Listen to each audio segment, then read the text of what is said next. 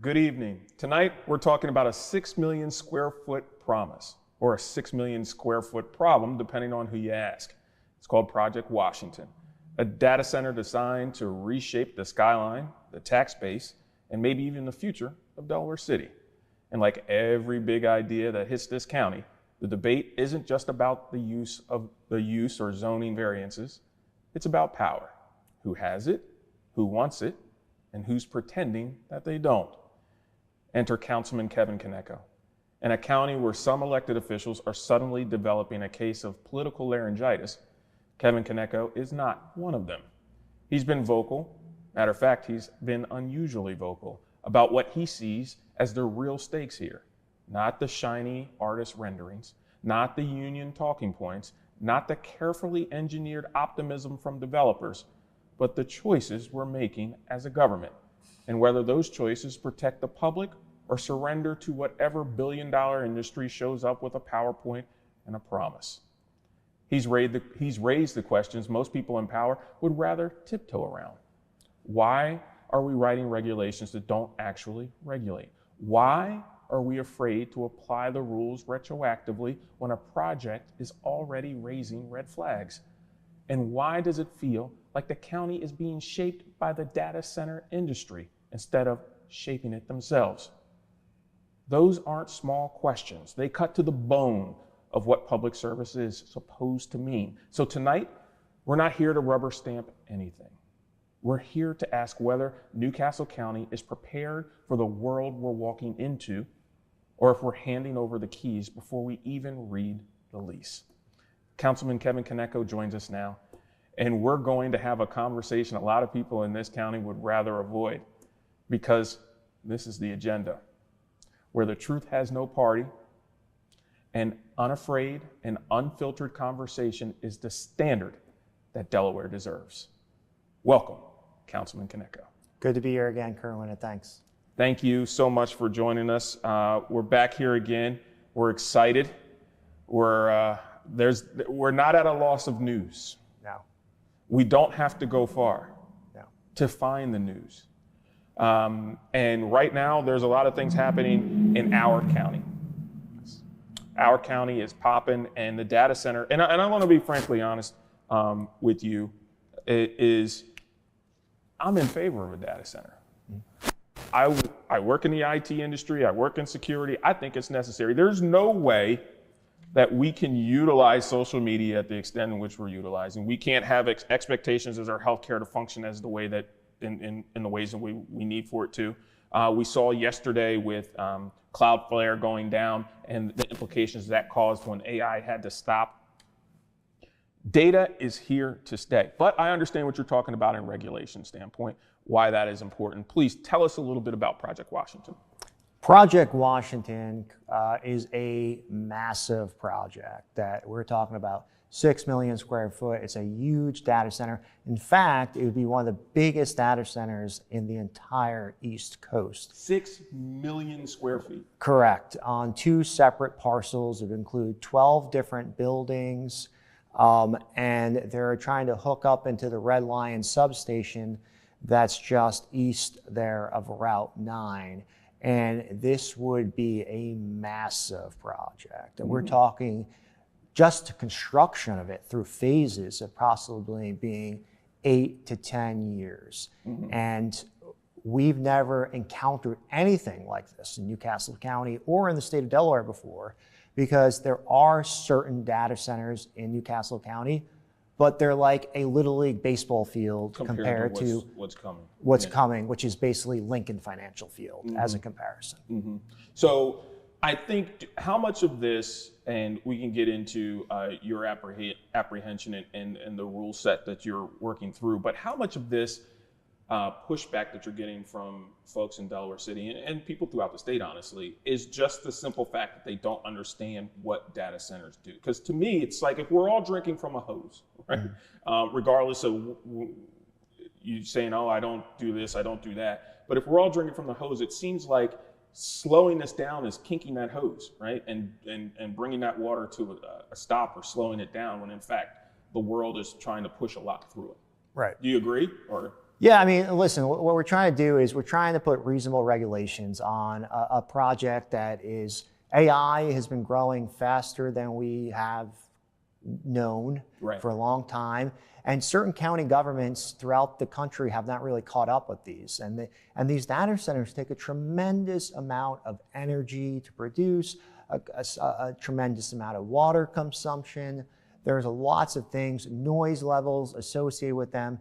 And our entire point was to simply put regulations to ensure that people that live around these areas are protected, while also balancing the unique interest that we have of if there is, the economical interest that possibly we could get from this or not, even though I think it's been highly overstated by the possible company that may go in there. We have to look at these things, and if we're going to go to the wild, wild west where we don't know what's coming in, we have to build those ordinances to put those reasonable regulations in. Right, and I definitely agree. And Delaware City's no stranger to it, right? They have the petroleum plant that's there that is, I would say, not constantly in the news, but they have their fair share of information that needs to be distributed and incidents that occur.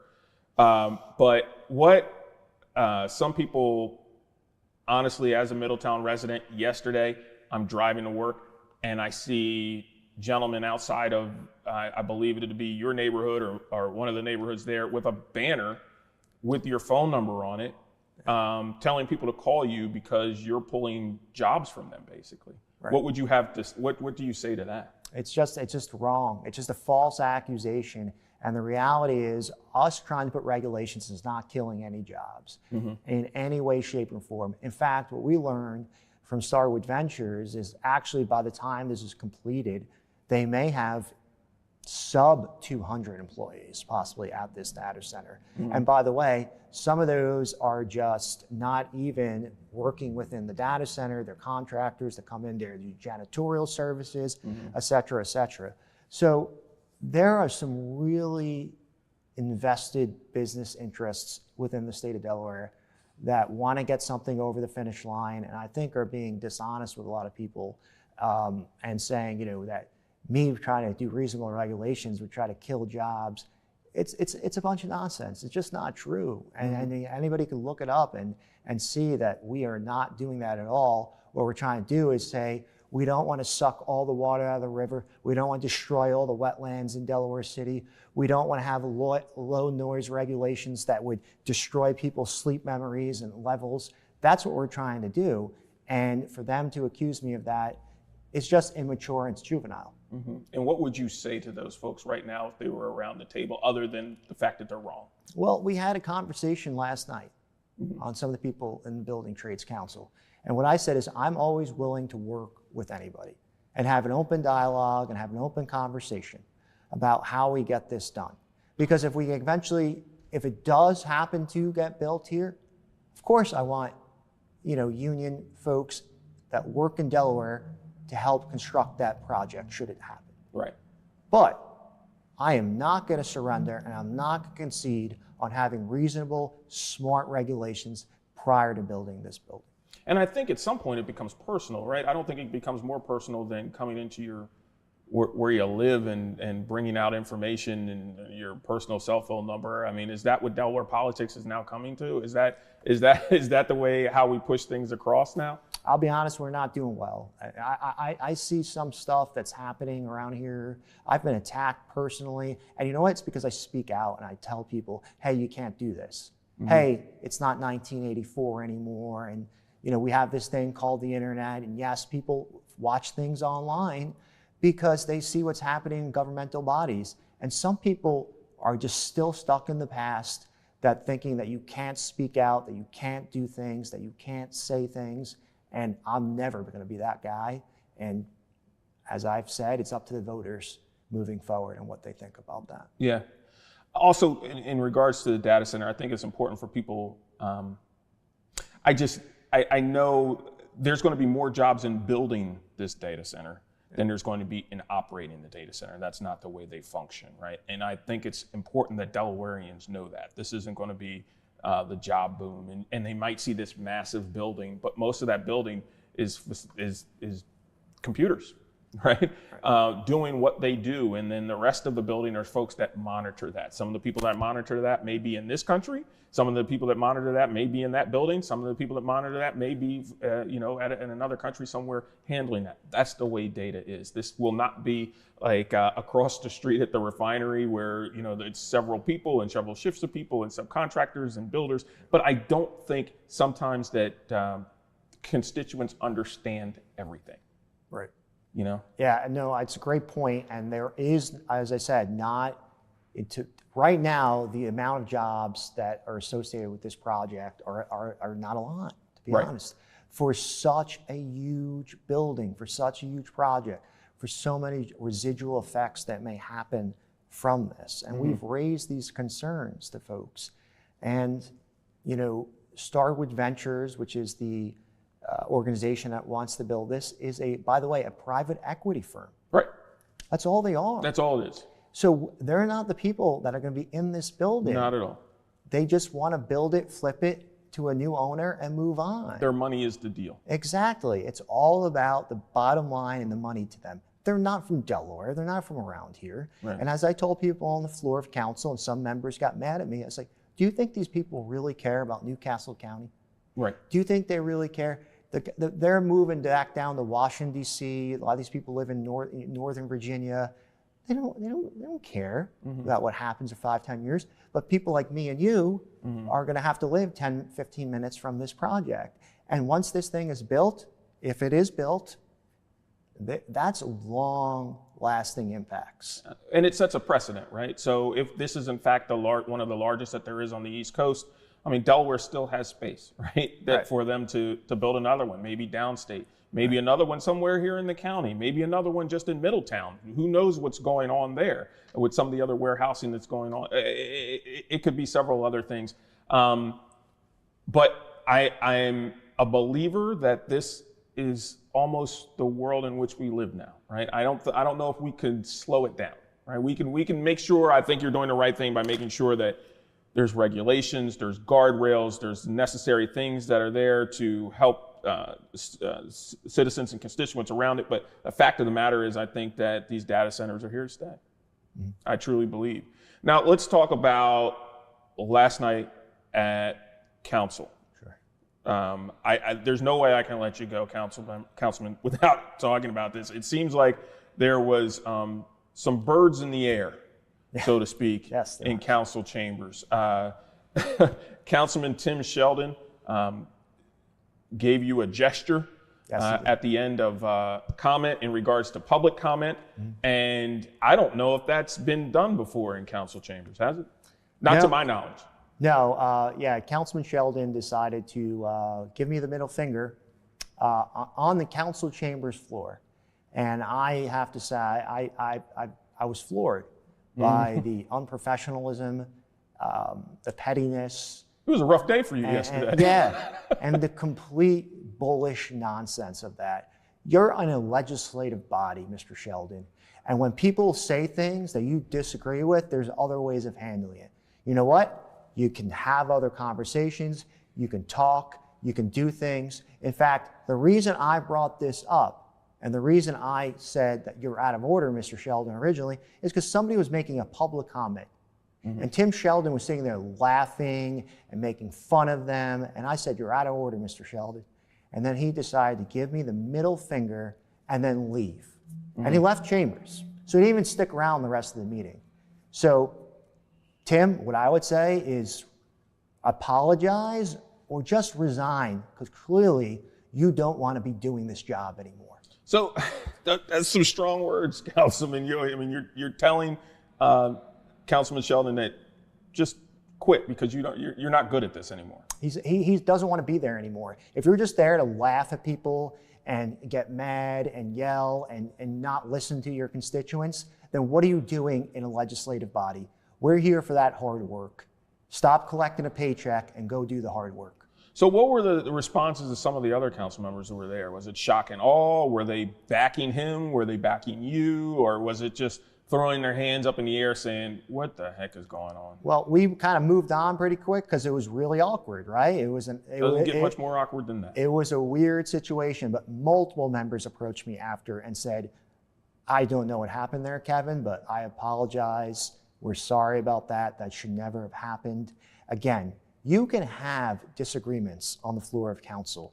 You can make spirited arguments. You can even say, I disagree with you on this, and make a really spirited argument. You stand up in front of the public on camera that's being recorded and give someone the middle finger, and I don't even know Mr. Sheldon's age, but I believe he's 50, 60 something years old. Are you serious? I mean, it is just, it's the culture we're living in, you're right, where it's just mean. Everyone's just mean at this point, and we need to cool down the temperature. There is a level of entitlement that's going on right now that is unprecedented. I think that's fair to say. I think that Mr. Sheldon's behavior is a reflection of those times.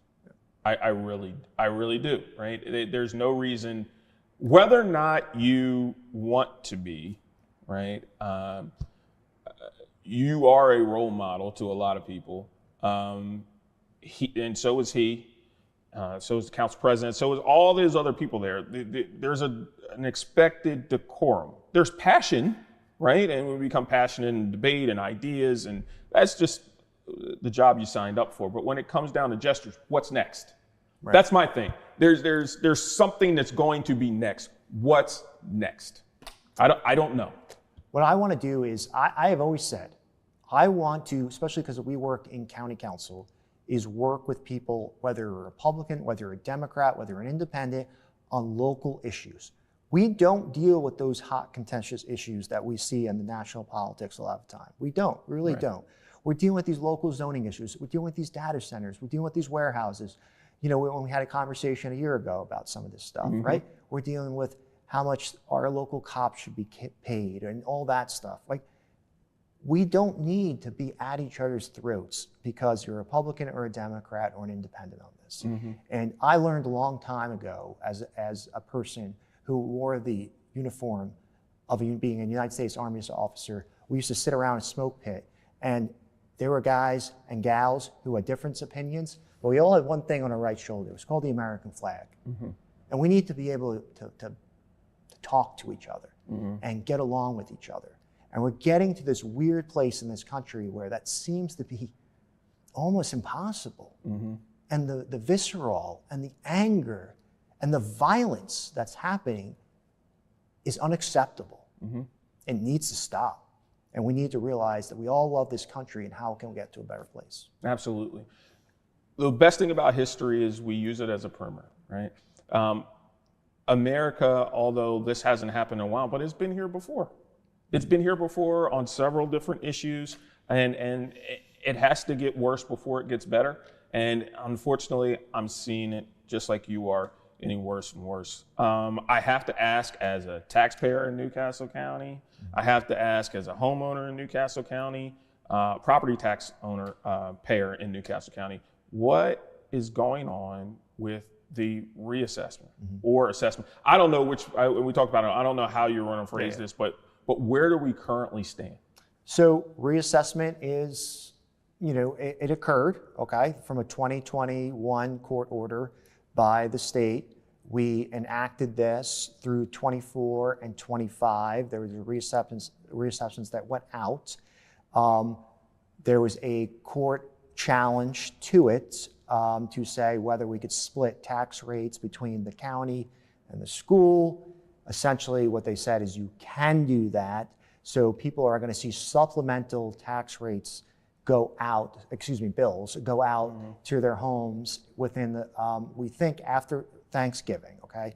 That is the time frame right now. And then they're due back on December 31st is what the state legislature just passed to ensure that. So that's kind of where we're at right now. If you have a formal appeal still pending, they're working through that.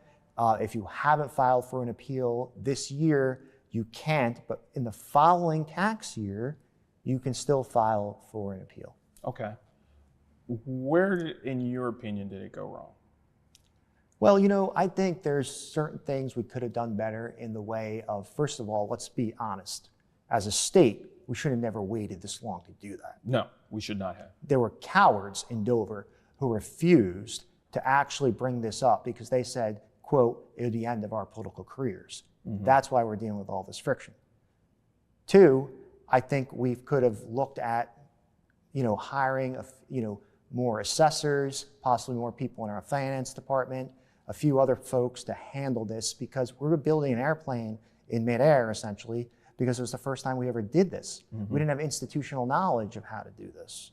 But at the end of the day, I totally understand the frustration of a lot of people. Like I said, my taxes went up close to $1,000. I mean, there's a lot of people feeling a lot of strain from this, and we have to be sympathetic, and we have to, put out payment provisions and everything else we can to ensure that people have the ability to pay these taxes if they fully weren't extending it. And also, we probably should have given more notice about this and been out there and talking to people. And there were some people talking to people, but we have to do a more robust job as a county, as a state, to tell people about what reassessment truly means and what revenue neutral truly means, and some of these key terms that we were throwing out there that I don't think people were really expecting. The current county executive made it very clear that this did not occur under his watch. He went down into Dover and he made that clear. He made it also clear that this could have been told earlier, right? He made that very clear that the current governor, who was then the county executive, could have brought this information sooner to citizens and constituents. It seems as though some may believe that the governor waited until after the election because he did not want this to come up during the election cycle. Is that something that you see as true? There's some information brought up by the county executive. And by the way, Marcus Hendra, in my opinion, has been doing I think he's done a wonderful job. Doing a great job. And he is working very, very hard for the people of Newcastle County and for the state. And he was given a very tough job because, as you said, he kind of got sworn in and said, hey, deal with the reassessment. Right. There was some information provided by the county staff that said we could have brought this information out possibly in the summer of 24, but it was decided to be brought out after the election in 24. Concerning? Sure. Yeah, I think that more people would like to discuss that and try to figure out where it is. As we're saying, politics is all over the place right now. You do wear the uniform still. You have not given up that part of your life. And I believe it's the National Guard or Reserves that you're in currently. Delaware National Guard. Delaware National Guard. And due to the shutdown, we were talking off air, I think it's important for people to know, drill was canceled for 2 months. That's correct. Because of this government shutdown, because of dysfunction in Washington, D.C., Delaware National Guard soldiers didn't get paid for 2 months. They didn't get paid for the month of October and the month of November. We should have drilled in both of those months.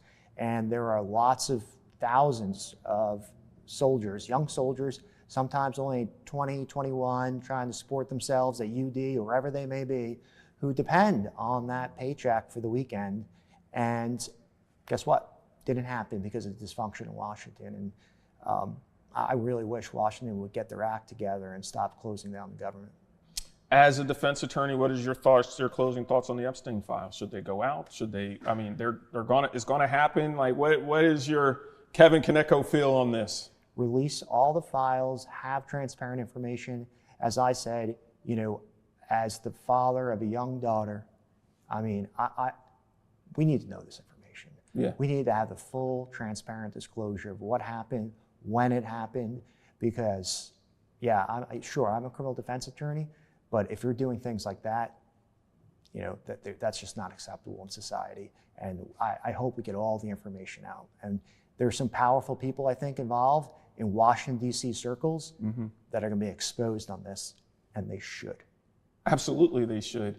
I don't know what the trickle down will be. I think that a lot of people aren't sleeping well because they know it's soon before this exposing goes on. And it's funny that our president called it sham, a hoax, whatever, not too long ago. And now, here we go. We're going to find out more and more. I think it's coming on the heels of, I believe, a Democratic failure in regards to the shutdown and the holdout. It seems as though the news cycle is constantly just going more and more and more, and I'm losing my surprise. I honestly am. I wish that our country was a little bit more stable, but Councilman Caneco, as always, it's a pleasure. As a repeat visitor right here to the agenda, we will keep an eye on everything that's happening in the county. And please, everyone, keep their fingers down when they see Councilman Caneco. Shake his hand. No more things, and stop protesting outside of his neighborhood. The neighbors are beginning to talk. But thank you, Councilman. I know things have been hard for you, and it's going to get better. I hope to God it does. Tonight, as we close, it's worth remembering that transparency in America is rarely given. It's usually dragged out into the light. Over the last 24 hours, we have watched Congress vote overwhelmingly to force the release of the Epstein files. A vote so lopsided, it rewrote the political weather in real time. You could see it in the reporting today, the whiplash from the White House that spent weeks dismissing the issue as partisan theater, suddenly repositioning itself as a champion of openness. We saw the Justice Department put a 30-day clock on disclosure. We saw the Senate wave it through unanimous consent. And we saw a president who once called the matter a hoax, now insisting he will sign the bill, that he has nothing to hide. That's what the headline said. But we also watched something else, something buried in the fine print of the news cycle. A White House attacking reporters for asking the very questions the bill was designed to answer. A president threatening a network broadcast license because he didn't like who the questions made uncomfortable. And a political machine that, according to new reporting, is preparing to weaponize whatever comes out of these files before the ink on the bill is even dry. That's the contradiction of the moment. Demanding transparency while punishing the people who asked for it, calling for sunlight while closing the blinds. The Guardian, the New York Times, and Politico, they all told variations of the same story today. A government moving towards disclosure, but anonymity left no other choice. A political class bracing for what happens when the truth is no longer classified. And a public that deserves the more than strategic reversals and media intimidation dressed up as accountability. So here's our promise. When those files drop, redacted or unredacted or half redacted, we'll be right here, separating fact from fiction, politics from panic, and justice from performance, because this is the agenda, where the truth has no party, and thoughtful, unafraid, and unfiltered conversation is the standard Delaware deserves. Good night, everyone. Thanks for tuning in.